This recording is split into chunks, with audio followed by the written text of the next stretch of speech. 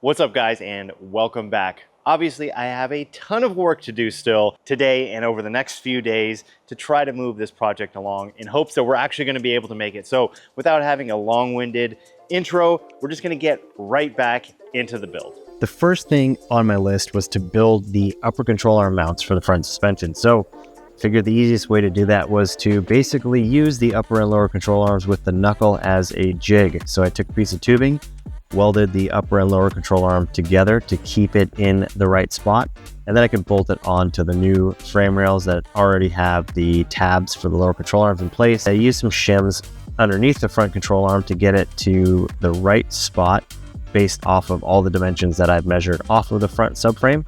And now that it's in the right spot, I can cut the mounting points off of the original subframe and then build new mounts for the new chassis.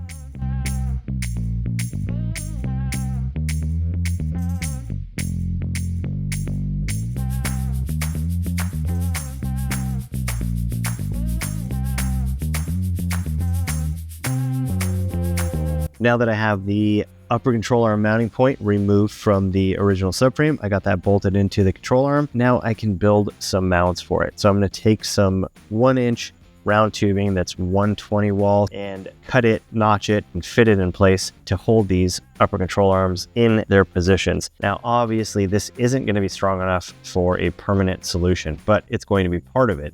I'm going to build more mounts to it when I build the shock mounts and roll cage, and it'll all get tied in together later. But for now, this will locate the upper control arms in their correct positions.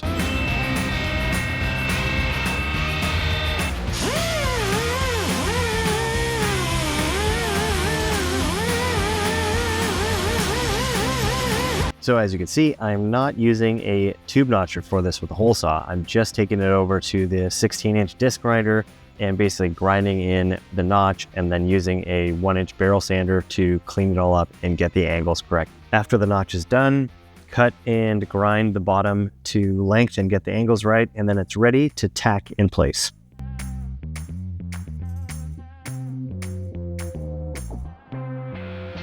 Now that both sides are done, I can remove the factory suspension and weld everything up completely.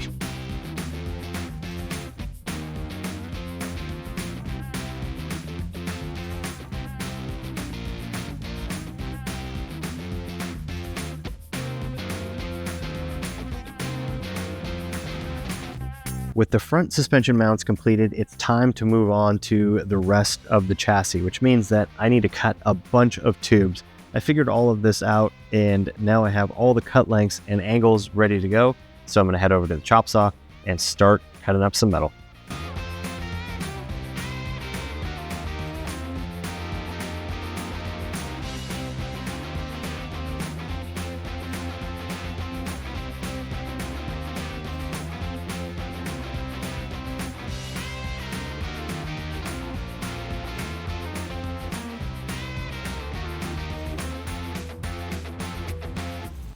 Now that all the tubes are cut to length, it's time to clean up the edges and also grind the metal down a bit at a 45-degree angle. So when we weld it together, the weld can penetrate all the way through the metal, creating an extremely strong joint.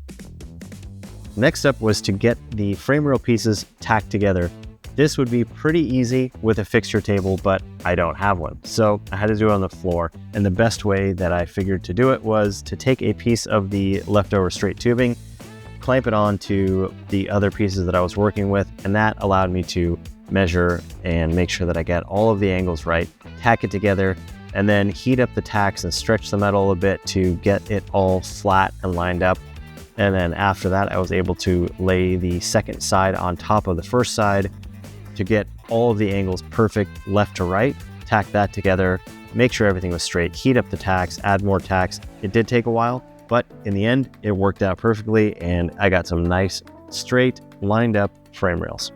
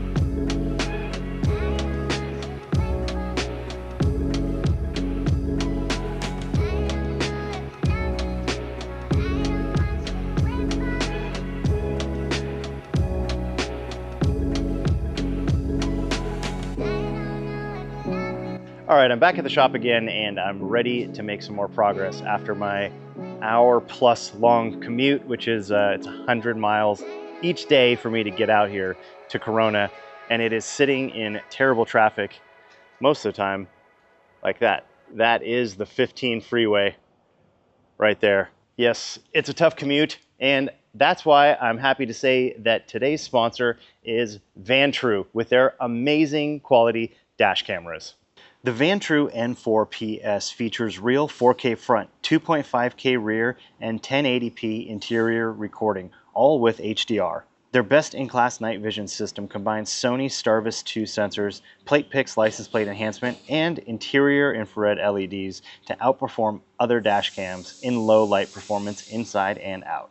The exteriorly mounted rear camera captures 2.5K resolution with Starvis 2, and it's IP67 waterproof. Even after getting sprayed with high pressure water, it still works perfectly. It's equipped with 5.8 gigahertz Wi-Fi for ultra-fast file transfer, built-in GPS for precise data logging, and OTA firmware updates via a dedicated mobile app. It also features a 24/7 buffered parking mode with motion-triggered capture. It records before and after impact with ultra-low standby power, helping you catch what most cams miss. All right, guys, so protect yourself and your vehicle by clicking the link in the description to get yourself a Vantrue N4PS dash cam system. All right, now let's get back to building this frame. Now that the rear frame is tacked together, I can put the subframe in. So this is just a stock Miata subframe. Last week when Stan was here, he notched out the section where it's going to fit, and it was just a little bit tight, so I came through with a grinder, notched a bit more to get it to fit into its spot perfectly. And then I was able to square it up into the new chassis and tack it all in place. All right, it's finally time to join the front and the rear sections of the frame together. The front half of the frame was still on the rack, and it still had the engine and transmission and front suspension on it, so I had to remove all of that stuff to get the front section of the frame out. And then once I was able to do that, I can put it on the floor on some more square tubing to try to just hold everything lined up as best as I possibly can, join these two pieces of frame together to make them one.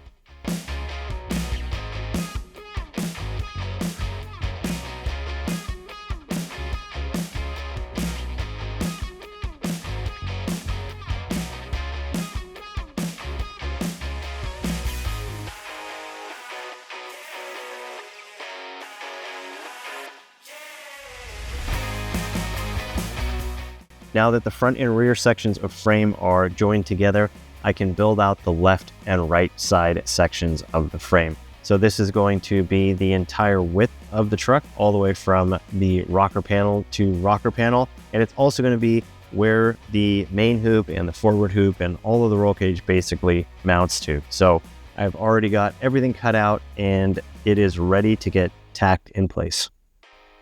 Now it's time to add some wheels to this thing. So with some more square tubing that runs across, I tack welded some of these casters on there. And now when I put the body and the truck bed on it, I can move it around the shop. All right, well, the frame is all together now, but it's only tacked in place, which means it is time to weld this thing together so we can move on to the next step, which is going to be putting the cab on it and putting the truck bed onto this frame. And then when we get to that point, then I can build the roll cage for this whole thing and tie everything together. I don't know if you guys know this, but I'm not a very good MIG welder. I can get it done, but I haven't really done much MIG welding. I usually do TIG welding, and if I was gonna TIG weld this entire chassis, it would take a very, very long time. And you guys know that I'm on an extremely tight schedule to get this done. But thankfully, Brandon, who's the head fabricator over here at Volley Motorsports, has offered to give me a hand and weld up this chassis for me. So he's gonna get on this, but I wanna introduce you guys to him first. He's actually got a lot of experience, not just with fabrication and welding, but with shocks. And you have a lot of experience doing shocks. 25 plus years, yes. Yeah, that's crazy. That is a long time, and he is an expert in shocks. He actually has a shock rebuilding service that you offer for all types of shocks, right? You do lawn stuff. Yeah, mostly off-road, yeah. Yeah. Cars and dirt bikes, motorcycles and stuff like that, Yeah. Awesome. Well, if you guys need any shock rebuilding services, definitely hit up Brandon. I'll put the link to his company and his website and also his YouTube channel, because he's actually got a bunch of shorts of him assembling shocks. So if you want to see what it looks like, go check him out. Without further ado, we're going to start welding this thing up. Brandon, I'm going to leave it to you. Let's do this. Get cracking. Here we go. Let's go.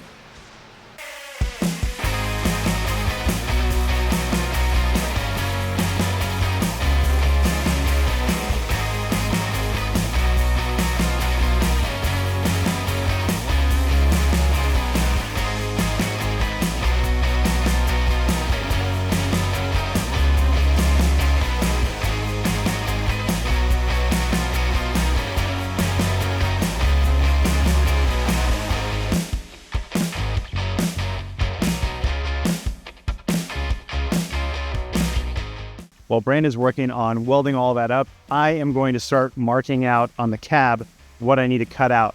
And it's gonna be most everything that you see down here. The entire floorboards are gonna get cut out. The wheel wells, the firewall. I mean, basically everything that's left here, all of this stuff has to go. It's all gonna get moved. The floor pans are gonna be new, brand new sheet metal that's gonna lay directly on top of the frame that we're welding up right now. So have this nice clean surface to work with. The sides of the rails of the frame are actually going to be right up against the sides here. So all of this needs to be cleaned up.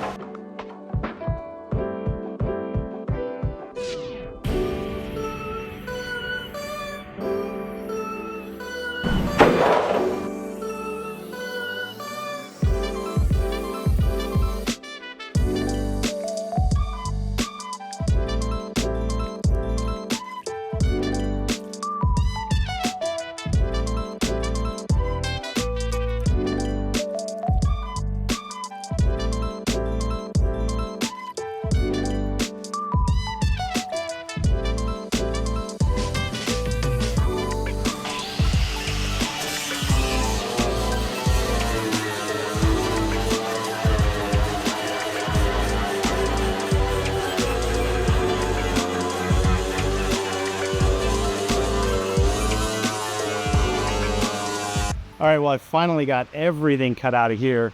And now I'm just going back through and like grinding, sanding it all down so it's nice and flat so we can drop it onto the frame. Speaking of the frame, Brandon just finished welding up the entire thing. The whole frame, chassis, whatever you want to call it. Basically, is going to be a unibody when it's all done, because this and the bed are both going to be welded down to this new frame. Dude, you killed it. Hell yeah. The entire thing is welded up. It all looks good. Even the bottom side. 3 hours? 3 hours. Thank you to my wife, Gina, son, Thomas, and daughter, Ava, for allowing me to do this. Thank you guys. This is huge. This helped me out a lot. And like I said, if you guys need any shock service done, hit up Brandon. He's your guy. Here, take care of.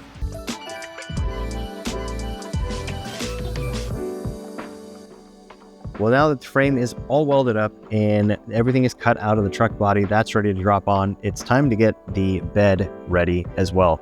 There's some support beams in here that I need to cut out to basically make it drop onto the new chassis. So I'm going to take the cutoff wheel and get to work.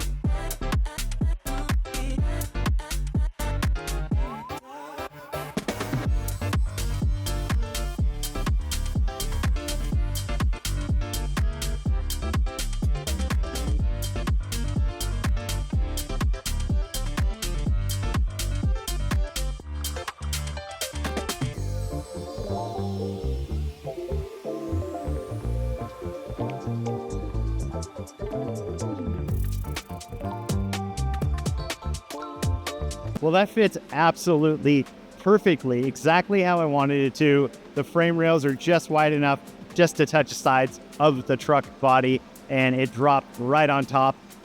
The first time, I didn't have to mess around with it. I am so pumped right now. Next step is to get the truck bed to set onto the back of the chassis, and that's going to determine exactly where both of those will fit. So I'm going to drop that on here, line all that up, and hopefully that will go on just as easily and just as I have expected it to. With everything I cut out on the bottom of the bed, it should drop right down on top and be at the right height. So let's give it a go and see what happens.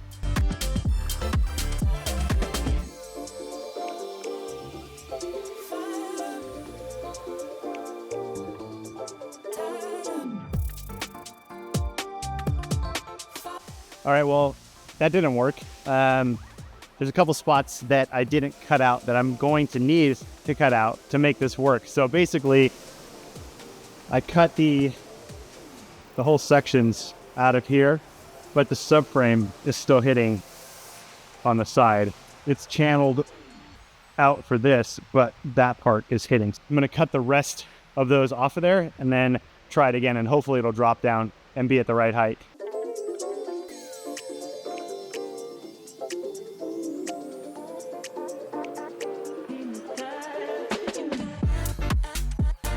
Well, here it is. The truck bed and the cab are sitting on top of the frame now. They're not welded in place. There is some more fitment that I need to do. Probably I need to cut some more stuff off the bottom of the truck bed to get it to sit exactly where I want it, and then line everything up. But overall, it is coming together. It's looking really good. Everything is going as I had planned. Obviously, there is no time for any mistakes, and so far, so good. It is all coming together. Now that the cab and bed are in place, I can line everything up, and then once those are all in place, I can start building the roll cage. I can drop the engine and transmission back in here, get the seats in place, and figure out how to build the firewall, the pedal assembly, all that stuff. There's still a lot of work to be done. That was 7 days of work in this one video. Obviously, we got a ton done, and we're moving in the right direction to get this thing done for Grid Life Laguna Seca. I'm actually going to be gone for a few days. I'm going to be at a different racetrack driving someone else's car, a very, very unique car, and I'm going to bring you guys along for that. So that's going to be next Saturday's video. And then when I get back on the truck, I'll get a ton more done. Hopefully have the roll cage done, the floor pans, the seats in place, and starting on the firewall. There's a lot to do. There's not a lot of time left, but I hope you guys enjoyed this video, and we will see you next Saturday at a racetrack.